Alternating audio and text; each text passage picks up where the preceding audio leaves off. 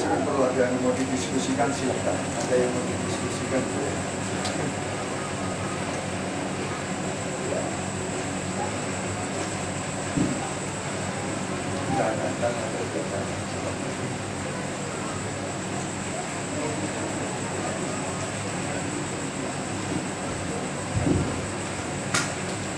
Bismillahirrahmanirrahim.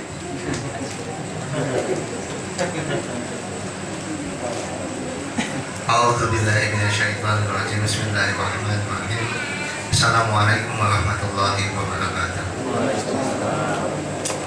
Asyhadu an la ilaha illallah wa asyhadu anna Muhammadan abduhu wa rasuluh. Allahumma shalli ala sayyidina Muhammadin wa ala ali sayyidina Muhammad. Alhamdulillahirabbil alamin. Yang pertama matur sembah nuwun rawuhipun di Zawiyah Biara Citra ini di kediaman Mas Darul. Alhamdulillah kawan-kawan dari jamaah Akoni, dari keluarga Sohibul Bait, dan ini alhamdulillah ada insyaallah dari Sohibul Bait UII yang Pak Agus dengan Mas Binda. Acaranya apa nih Mas Darul? Mungkin lebih santai sih Mas. Oke, tapi yang jelas matur nuwun sangat lebih. Yang pangestenipun nanti. Abang udah dulu. Alhamdulillah. Mungkin harus ada sepatah dua patah kata dari Sohibul Bait ya. Kalau tidak ada pertanyaan, tidak ada satu patah kata. Iya kan. Mungkin ada yang disampaikan atau ditanyakan atau apa sih? Monggo menawi wonten pertanyaan apa sesuatu yang akan disampaikan kepada Habib, karena Habib juga nanti akan segera menuju ke Nongko untuk acara. Menawi ada yang mau menyampaikan, monggo.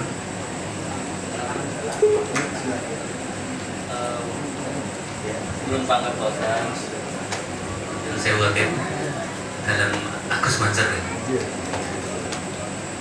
Dalam nyuwun pangertosan gonarane dados tiyang ingkang saged luwih ikhlas niku caranipun pripun ngoten nggih.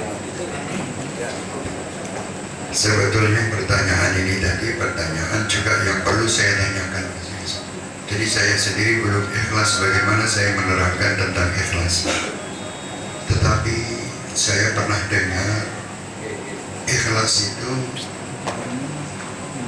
secara arti kita mengamalkan sesuatu, kita tidak mengharap sesuatu. Tetapi juga ada satu contoh yang paling kurang bagus tapi bisa dibuat contoh. Sewaktu kita lagi memakan sesuatu makanan yang kita anggap mahal atau luar biasa, mungkin satu porsi itu harganya taruh 500.000, buah-buahan yang luar biasa. Setelah kita makan, tahu-tahu perut kita ini merasa mules nih, sakit. Di saat itu kita segera pergi ke kamar mandi untuk mengeluarkan semua yang ada di dalam perut. Sewaktu keluar, kita keluar dari kamar mandi mengucap Alhamdulillah. Itulah ikhlas. Jadi maksudnya dia tidak mau berpikir bahwa yang dia rasakan tadi, yang dia makan tadi, dia tidak iman dikeluarkan kembali. Maksudnya ini contoh yang tidak bagus, tapi pas. Sewaktu saya makan makanan yang mahal-mahal ini, saya tidak minta sama Allah supaya terus di perut, karena perut ini sudah misalnya tidak kuat untuk menampung. Karena sudah tidak kuat untuk menampung, wajib kita keluarkan. Dan sewaktu keluar kita tidak pernah merasakan istilahnya kecewa. Kenapa kok makanan yang indah-indah dari kita makan hilang? Soalnya ikhlas itu semua yang kita amalkan, kita lakukan, urusan duniawi, urusan dunia ya. Kalau urusan duniawi itu nanti yang kita terima itu semua masuknya ya seperti apa yang dikeluarkan di kamar mandi tadi. Jadi segala sesuatu urusan duniawi ya cuman kotoran aja, gitu, tidak ada yang lebih. Nah, jadi ikhlas itu adalah kita tahu bahwa semua itu diberi oleh Allah Subhanahu wa taala dan kita kembalikan kepada Allah. Kita tidak pernah iman karena itu bukan milik kita. Sewaktu kita keluarkan, kita lakukan apapun yang kita lakukan itu tidak tidak sebanding dengan pemberian. Seandainya tadi perut yang diberi makanan-makanan yang luar biasa tadi, dia merasa tolong jangan sampai keluar, saya yakin dia akan sakit dengan keadaan yang seperti itu. Wahai muslimin, wahai kaum mukmin yang mengaku umat Nabi Muhammad SAW, apapun yang kau terima, keluarkan. Satu. Dan dalam mengeluarkan, kamu selesai mengeluarkan, ucaplah Alhamdulillah, karena itu meringankan beban kamu dalam kehidupan. Itulah ikhlas. Terus lagi saya pernah dapat, saya belum sampai ke situ ya, belum sampai ke situ. Cuman saya pernah dengar aja yang mari kita sama-sama melakukannya. Sewaktu saya sowan kepada salah satu ulama di Yaman, beliau memberi ilmu sama saya, kalau kamu mempunyai rumah, buatlah jendela atau pintu yang banyak supaya sirkulasi udara itu sehat. Saya tanya, kenapa harus banyak? Kata dia, kalau kamu ingin sehat di dalam rumah, sirkulasinya yang bagus.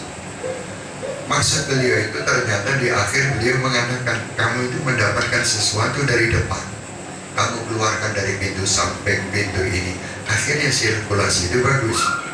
Begitu pula rezeki, ilmu, amal apapun yang kamu dapatkan dari Allah, keluarkan juga supaya sirkulasi apa yang ada pada diri kamu itu juga bagus. Jadi sementara mungkin ikhlas seperti itu karena saya sendiri belum ikhlas, tetapi tetap dipaksa. Walaupun kadang begini, kita sudah mengeluarkan sesuatu, tahu-tahu dalam setahun 2 tahun timbul penuntutan, mesti bantu kan gitu. Sudah saya bantu, ini subhanallah malah memukul saya, malah menyakiti saya. Di situ kan timbul kurang ajar ini. Orang dibantu kan ikhlas itu hilang. Sewaktu ikhlas hilang kita tekan. Sewaktu kita menekan ikhlas, disitulah ikhlas. Jadi kita tidak usah pikirin ikhlas apa tidak, yang penting keluar. Dan nanti sewaktu timbul rasa tidak ikhlas, tekan lagi dalam penekanan, dapat lagi amal. Dari subhanallah, Allah ini luar biasa. Semua kegiatan kita dalam mengamalkan maupun menahan dihitung sebagai amalan. Subhanallah, subhanallah. Ya, katanya Pak.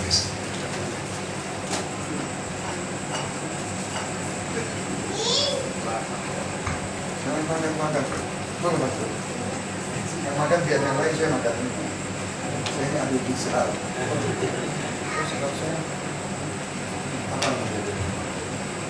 Ya alhamdulillah Beb, nyuwun pangestunipun dan doanya.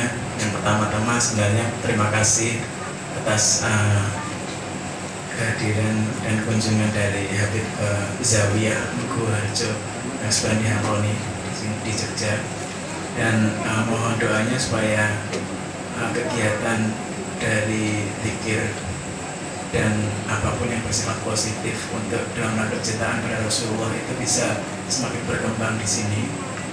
Dan ini memang rumah saya, tapi insya Allah, dan saya mohon doanya untuk keikhlasannya supaya bisa digunakan oleh jamaah untuk beraktivitas di sini. Di setiap malam Jumat, alhamdulillah berkumpul di sini untuk zikir bersama. Dan mungkin selanjutnya ada yang mau tanya. Kalau misalnya ada, dan mungkin ada yang mau daharunya setelah ini, mangga. Jangan rombongan, nanti suruh makan dulu lagi. Assalamualaikum. Waalaikumsalam warahmatullahi wabarakatuh. Nama saya Wawan Irfan dari Batam. Ya, saya jujur baru-baru saja mengenal yang namanya selawat. Memang merasakan selawat itu tidak hanya diucapkannya gitu ya. Kalau hanya sekedar ucapan tanpa mendapatkan rasa, sepertinya tesnya nggak ada.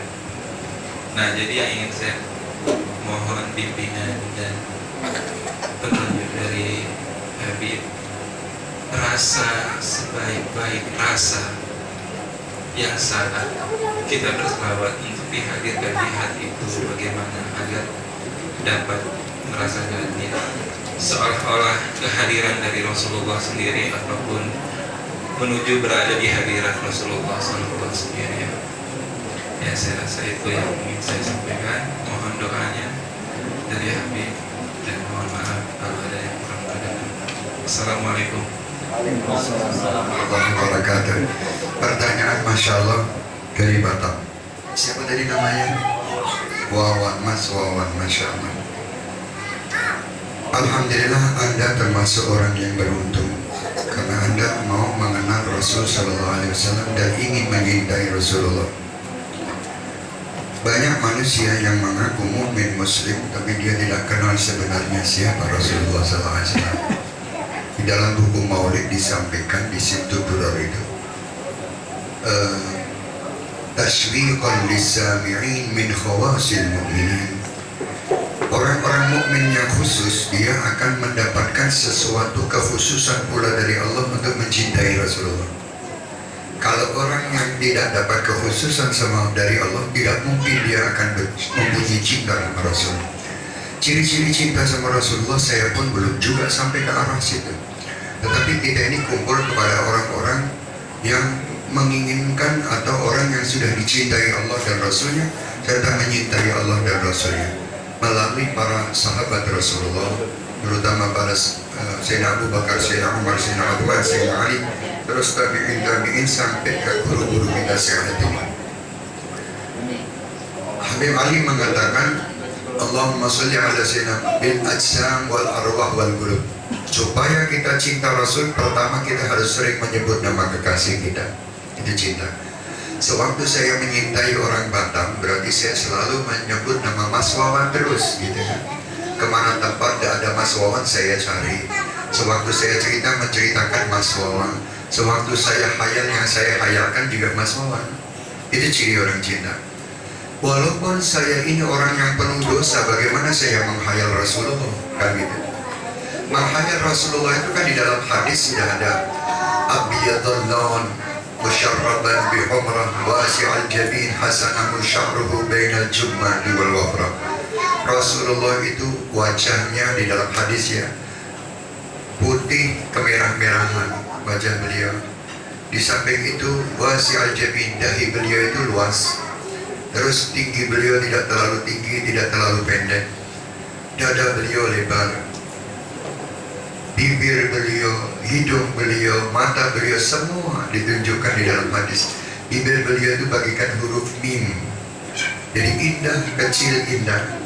Terus hidung beliau itu Masya Allah bagikan huruf isanya alif, luar biasa. Istilahnya mancung tapi tidak terlalu mancung Rasulullah.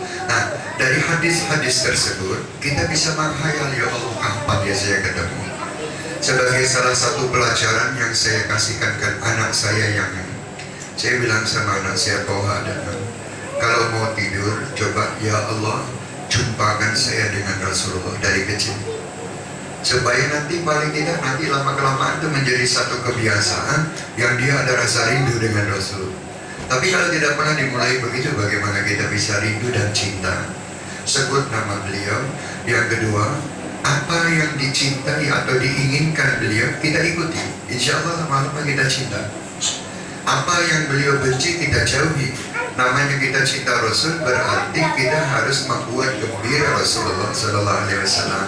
Dengan cara apa? Kita melakukan sunnah-sunnahnya, kita tersenyum, kita buat masyarakat atau orang sekitar kita itu senang. Rasulullah itu Sayyidun dhihbun tabassum wal masyur huwaina. Beliau itu manusia yang selalu tersenyum, tidak pernah membuka atau wajah beliau ini berwajah yang cemberut, tidak pernah kepada lawan maupun kawan. Dan beliau adalah manusia yang tidak pernah dimusuhi oleh lawan. Lawan beliau tidak memusuhi beliau. Itu ajib. Orang yang seperti inilah orang yang berhasil. Kalau kita dicintai sama orang yang menyintai kita kan wajar. Kalau sudah kita kelas dicintai sama lawan kita, berarti kita ini orang yang berhasil. Ya, insya Allah hayalkan sewaktu mau tidur, sewaktu kita melangkah, ya Allah kira-kira ini langkah pas tidak untuk Rasulullah. Oh pas kita lakukan. Kalau tidak jangan. Dan dengan adanya begitu terus Rasulullah. Mau mandi kita niatkan seperti niat Rasulullah. Mau makan seperti niat Rasulullah. Lama-lama Rasulullah ada pada diri kita. Kalau sudah Rasulullah ada pada diri kita, hadir kita kemanapun mesti senang. Karena apa? Rasul membawa rahmat, wa ma arsalnaka illa rahmatan lil alamin. Insyaallah di dunia ini tidak ada yang membuat gembira manusia kecuali cinta sama Rasul. Lainnya semua sedih. Tidak ada yang enak. Kalau kita lewat Rasulullah, semua kehidupan ini akan enak. Tapi kalau lewat yang lain tidak mungkin terjadi. Memang begini, orang mengatakan saya lewat Al-Quran. Al-Quran ini jangan kita menghinakan Al-Quran, jangan dianggap kita menghina Al-Quran. Sewaktu saya lewat Rasulullah, berarti di situ Rasul Muhammad SAW dikatakan oleh Sayyidatina Aisyah, beliau adalah khuluquhul Quran. Nah, kalau saya ikut Rasulullah berarti ikut Quran. Kalau saya ikut Rasulullah berarti mengesahkan Allah. Kalau kita mengikut Rasulullah berarti kita tahu bagaimana adab untuk ibadah, adab untuk menjalankan sesuatu. Kalau tidak tahu Rasulullah, kita tidak punya adab. Kita tahu Al-Quran tapi tidak tahu adabnya Al-Quran. Yang banyak terjadi di zaman saat ini, banyak orang-orang kita kelihatannya hafal Quran tapi tidak tahu adab tentang Al-Quran karena tidak kenal siapa sahibul Quran, Nabi Muhammad. Insyaallah Mas Muhammad, saya Anda semua yang hadir di sini kan dalam taraf untuk menyintai. Sebetulnya taraf menyintai itu kita ini pasti cinta sama Rasulullah karena Rasulullah indah. Bagaimana Rasulullah cintakah kepada kita? Itu yang kita cari. Jangan kita mencari supaya kita cinta, tapi carilah supaya Rasulullah cinta. Kalau kita cinta sama Rasulullah wajar, sampai orang yang tidak cinta dengan keindahan, kan gitu. Orang kafir pun melihat wajah Rasulullah mesti senang. Nah kita ini bagaimana, apakah kita termasuk manusia yang dipilih oleh Rasulullah yang nantinya mengatakan ta'al isfa' ya isfa'i Rasulullah waktu di akhir nanti, ha analah, mari wahai umatku, kemarilah kepadaku, ini telagaku, ini air minum dari hasil telagaku, minumlah yang kamu tidak akan merasa haus selama-lamanya. Sewaktu engkau ada di tiang sirat, di situ aku berdoakan kamu supaya kamu selamat. Sewaktu kamu dihisab, di situ aku minta kepada Allah supaya kamu selamat. Berarti Rasul masih bekerja yang maksimal di akhirat. Di dunia ini pekerjaan Rasulullah boleh dikatakan 30%. Itu untuk menjadikan umat semua kenal Allah dan Rasul dan rahmat. Tetapi Rasulullah menyisakan satu pekerjaan yang luar biasa untuk menyelamatkan umat beliau kelak di akhirat. Karena tidak satu pun Nabi dan Rasul bisa menyelamatkan umatnya kecuali Muhammad sallallahu alaihi wasallam. Makanya kita harap syafa'atul uzma insyaallah. Ingin nonton. Silakan yang lain, mungkin ibu kita ada yang mau ditanya. Santai-santai, saya masih ada waktu 15 menit, setengah 9. Ibu-ibu.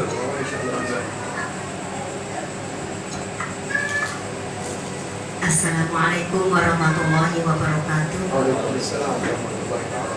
Singkat saja, Habib.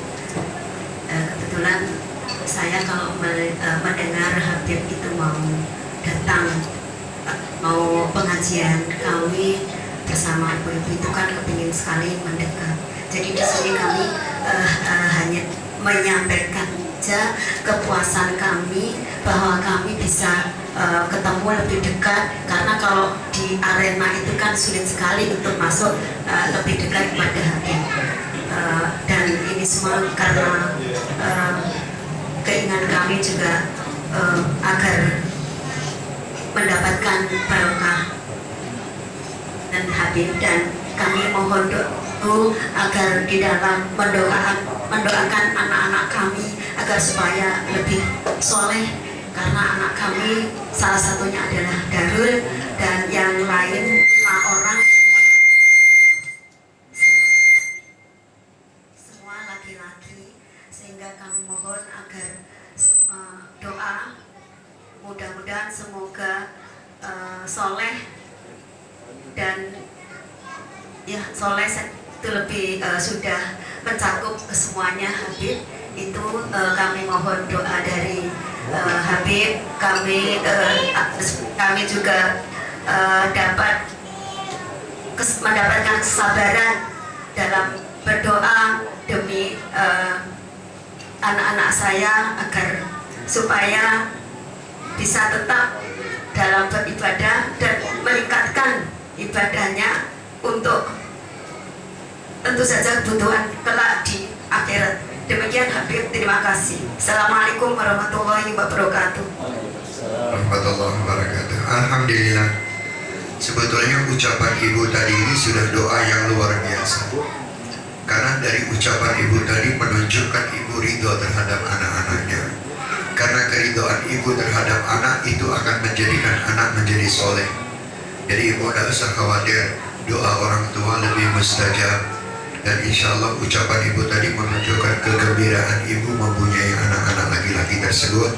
Dan insya Allah kegembiraan ibu akan menjadi kegembiraan Rasulullah.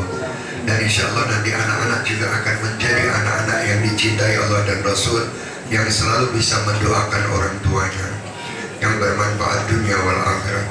Malah di sini saya titip ibu, kalau doakan anak-anak saya didoakan juga.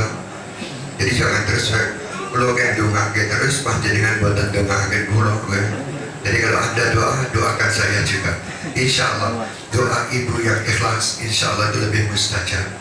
Memang kata orang kalau ketemu saya sulit, memang itu dipersulit dengan keadaan umat yang ada. Tetapi sebetulnya saya tidak sulit ibu.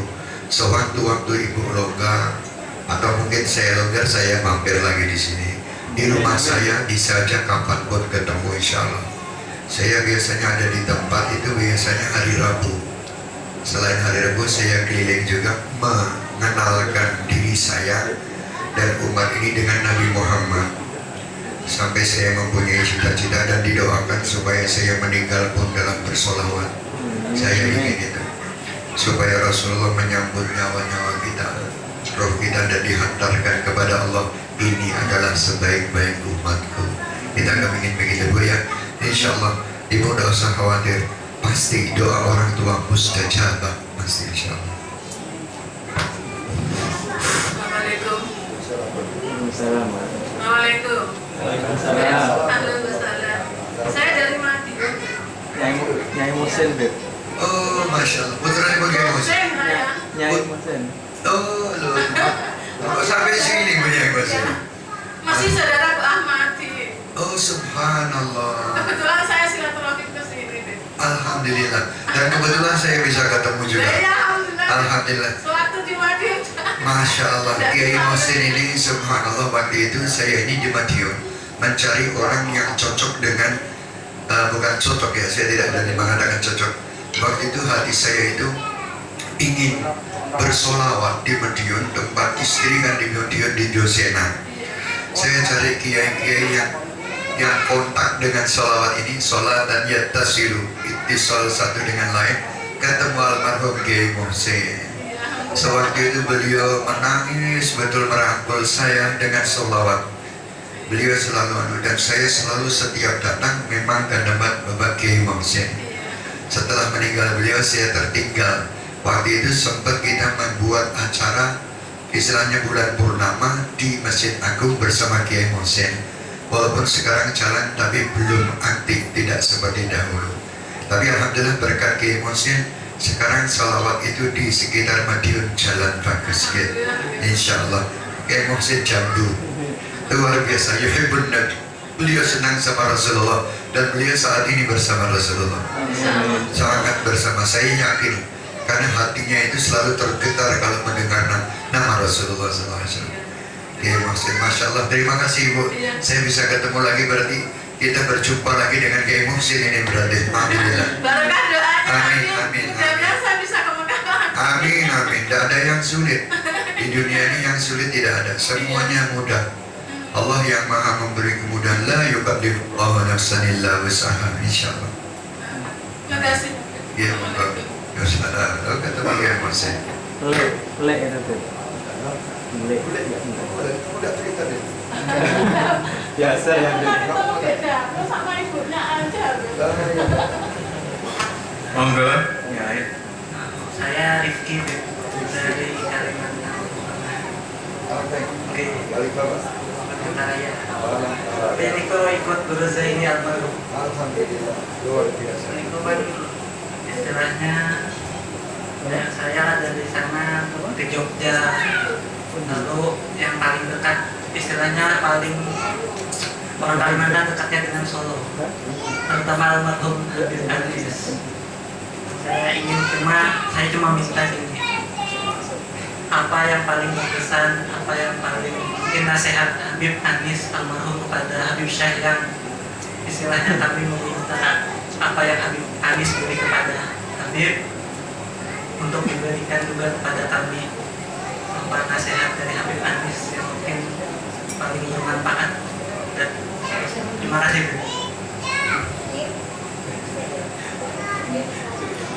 Nasihat Habib Anis banyak,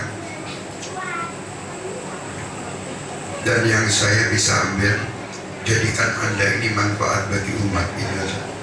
Masih banyak yang lain, satu aja, jadikan Anda manfaat bagi umat dan insya Allah Anda mampu. Itu aja. Jadi kamu hidup ini, jadikan kehidupan kamu manfaat buat yang lain. Jangan jadi kehidupan kamu itu menjadi madarat bagi yang lain, ya. Itu kuncinya, itu aja satu. Dan nanti ada ikhlasnya, ada sabarnya, ada syukurnya. Tapi kalau manfaat itu ya butuh ikhlas, harus sabar. Seperti bagaimana guru saya ini waktu mengenalkan Rasulullah, puluhan ribu, 20.000, 30.000 orang hadir untuk menghadiri maulid. Tidak dikasih makan, tidak dikasih apa. Mereka hadir karena mereka apa? Tahu bahwa ini ikhlas, ya. Dan manfaat betul guru saya ini saat itu, ya. Jadilah kamu manfaat buat Kalteng nanti, terutama, dan manfaat buat semuanya, insya Allah, ya.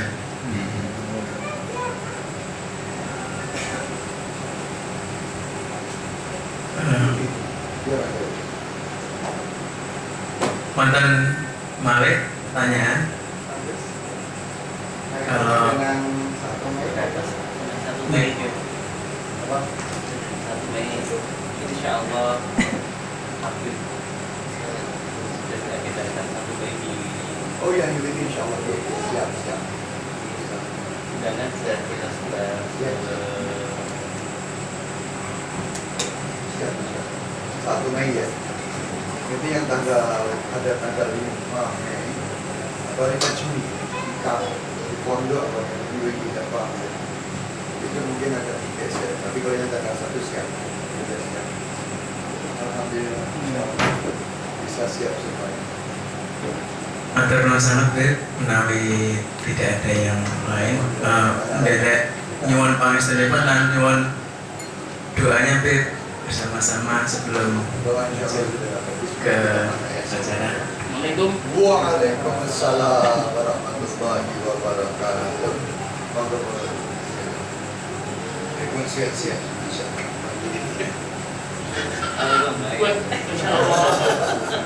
Takut ini dan Sama undangan insya Allah tanggal 15 Mei kita di Jepara sama Syekh Hisham insya Allah, ya.